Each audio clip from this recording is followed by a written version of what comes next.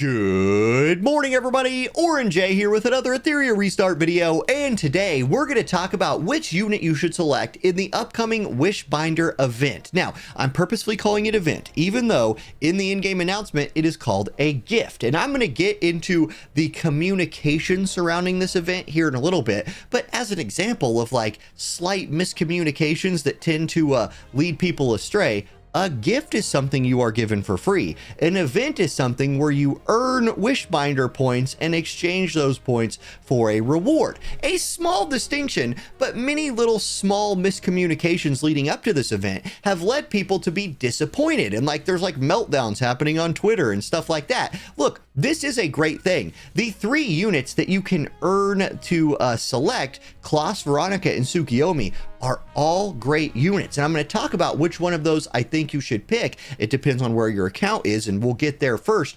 But look, this is a W for the game. Don't let a little bit of miscommunication throw you off the scent, I guess is what I'm trying to say. Would it have been nice to know about this event a long time ahead of time? Yes, it would have. And maybe this will be kind of a reoccurring thing. Maybe you can start assuming that in the polls, it's maybe now a better idea to save your permanent summons if this is an event that is going to run alongside Blessings Galore, the double drops. We'll see. I hope they do clarify that a little bit, but otherwise they aren't.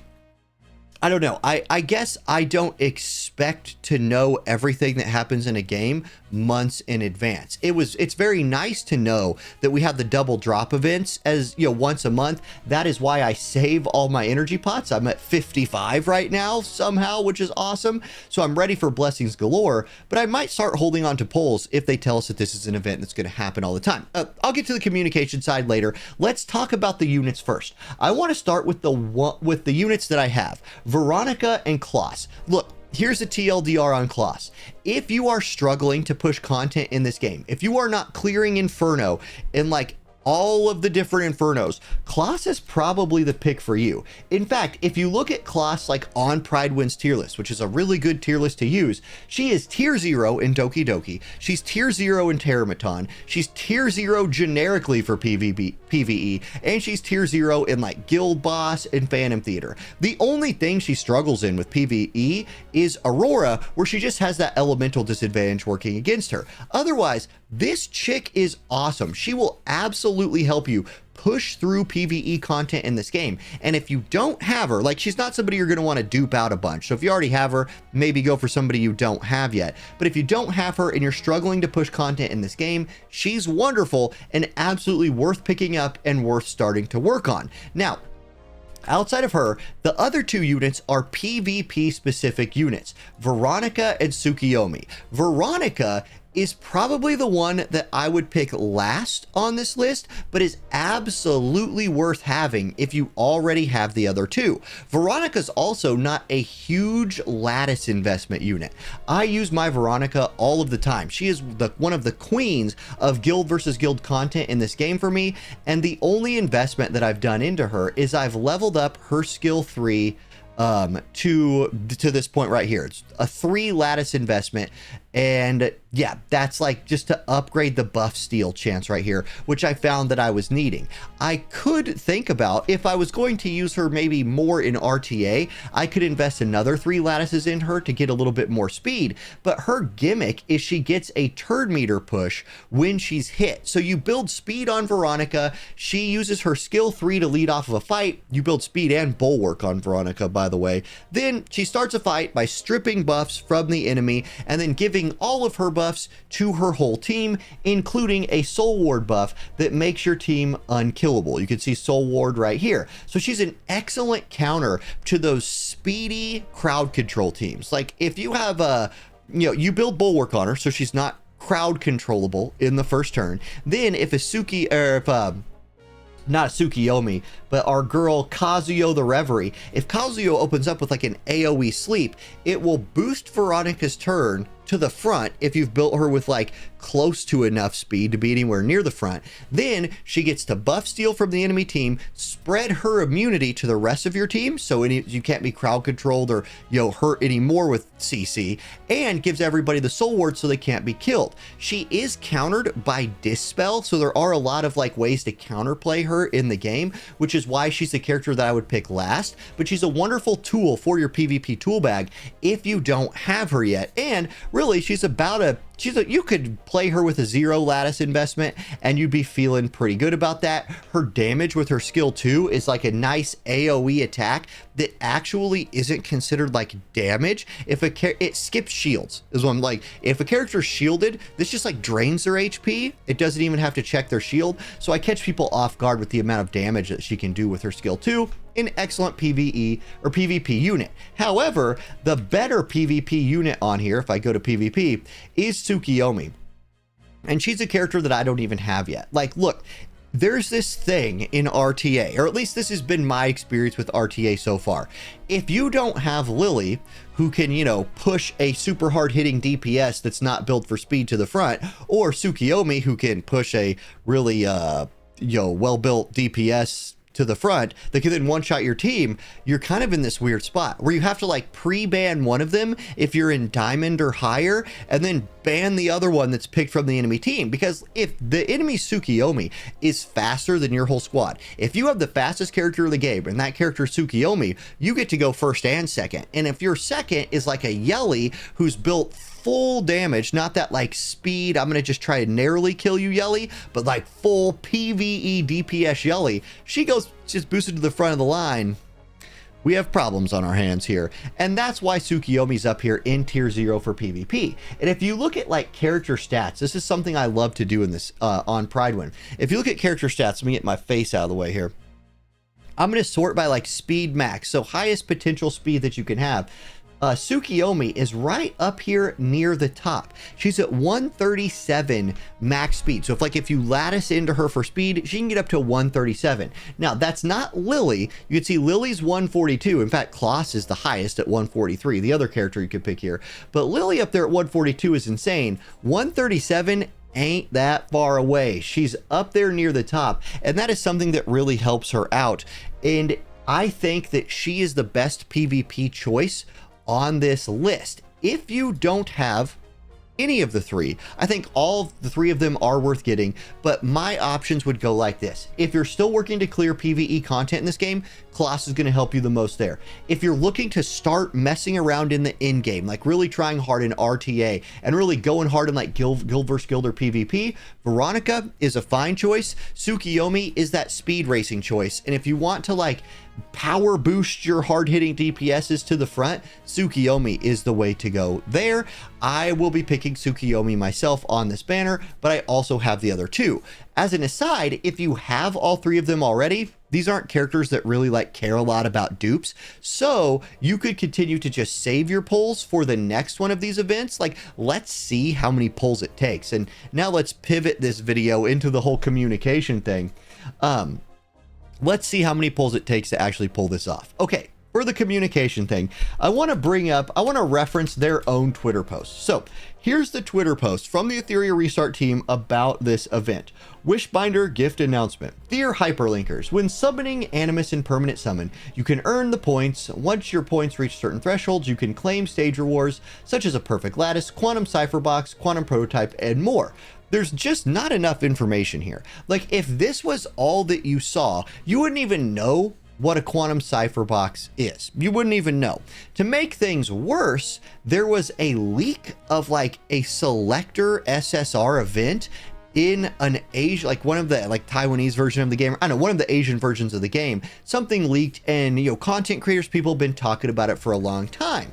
If you knew that, like if that was kind of stirring in the back of your mind, and then you saw this, you saw quantum cipher box, you might think, hey, I could go pick whatever unit I want. This is awesome. That's not the case. So like, it's a minor thing. It's a minor detail, but not including like which units you can pick in the official tweet. It's just like kind of, it's just a miss. And the fact that like it doesn't like, okay, here, how about I put it like this?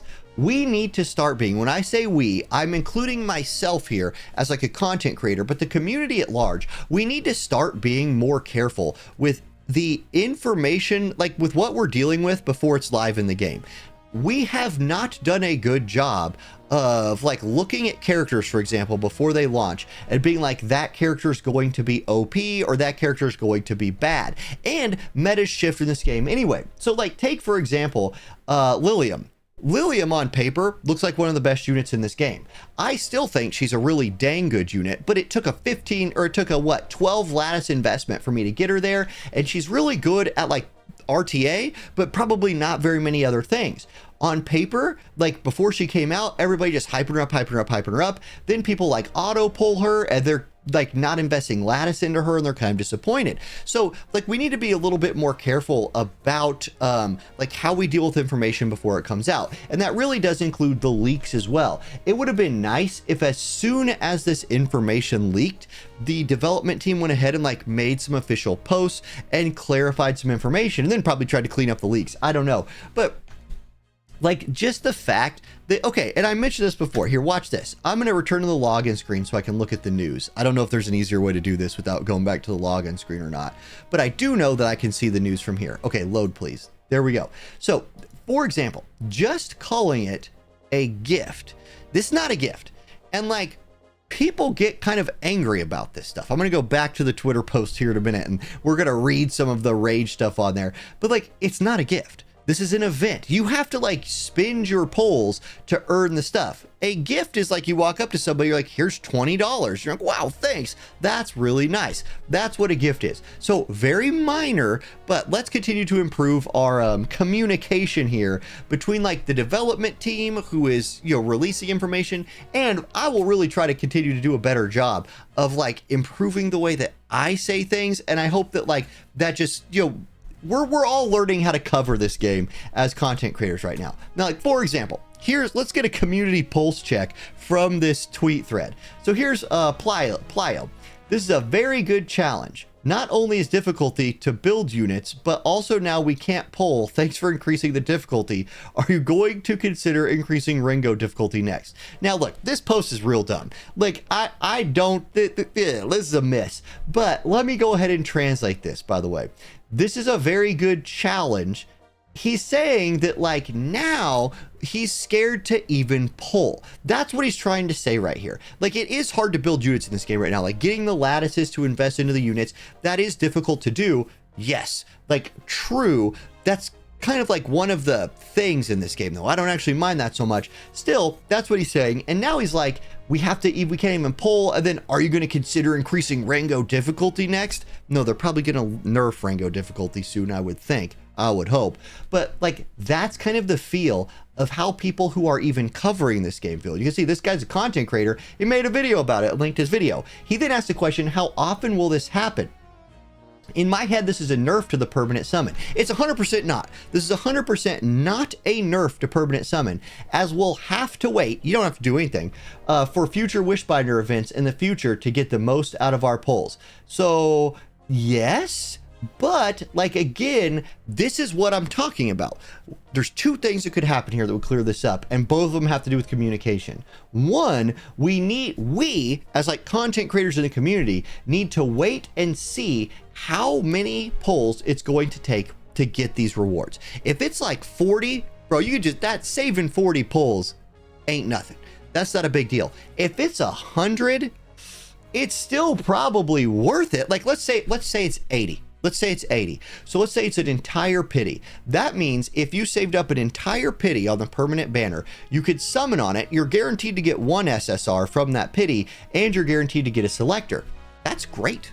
That's great. And especially if they like do this event all the time and they rotate through these old units as a nice way of having access to old units. It is absolutely not, as Plyo puts it, a nerf to the permanent summon. It's a buff to the permanent summon. But how could the development team have made him feel better about this? Here's how. They could have said, this is a reoccurring gift. Again, call it an event. It's a reoccurring event that will happen like once a month alongside the double drop. That would be sweet. I really hope that that is the case. And I kind of feel like it will be the case. That would have been nice to know. And we will get to know very soon, in like 3 days, how many pulls it's going to take. That'll determine how good of an event this is or not. But like, this is just an example of how people just want to know things. And like, yo, I'm not going to click this video right here because like, I just think it's a little bit hyperbolic. We are crying for reset events. Yo, why would you announce this now instead of earlier? Better make this retroactive for the patch since Lilium. Absolutely, they're not going to do that. For real, I just used all 300 summons just because Yelly still didn't get her. And like, you could see, people just don't, again, on social media, people don't really feel great about this. Now, do these posts on Twitter represent the entire community? They absolutely do not. In fact, I would say a lot of the people who are posting on there, especially if they're saying something like dead game, have probably already quit. But that's still what people see. Like, the engagement that happens on your social media posts is important. Because if you are somebody who's thinking about picking up this game and you see that tweet and then you read how like the people who are playing the game are responding, it's bad PR. And bad PR is not a wonderful thing. Look, here's a Rengoku 2 background farm. Do you know what I need? I need a good lighthouse. Damn. Didn't get one. We'll just throw that one away. Okay, so there you go. That's kind of my thoughts on the event. That's how I would go about selecting which unit I'm going to select. I hope this was a decent video. I'm trying to get my life kind of like back in order since coming home from the vacation. I'll try to get right back on top of like covering these things as they drop. But it was nice to have a day or 12 hours or however long it's been to sit on this event and kind of think about it and gather my thoughts instead of trying to cover it really quickly. Ooh, my background farm completed. Let's see. Oh, another chance? You know what? It's not the worst. Bloodbath Colossus Guard is great. I would have liked something besides Unbreakable, but hey, we'll take what we can get with Rengoku 2 background farming. I have been really unlucky with that. Okay, there you go, guys. Thank you for watching. Have a great one. I'll see you in the next video. Peace.